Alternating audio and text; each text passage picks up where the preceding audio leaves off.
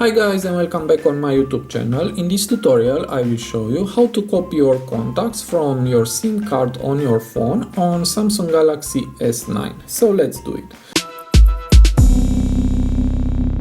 So to do that it is very easy, just go to all apps and here hit on contacts, and as you can see I don't have any contacts on my phone. Now to copy from the SIM, just hit on these 3 points and hit on settings and hit where you see contacts to show and hit on SIM. Now let's go back and here there are my SIM contacts. Now to copy these contacts on the phone, hit again on these 3 points, hit on manage contacts and hit import export contacts, and now hit on import. And here select from the SIM card and you can choose what contacts do you want to copy, or hit all and hit done.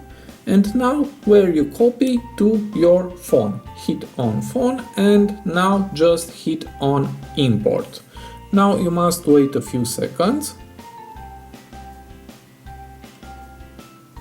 And now all is done, just go back.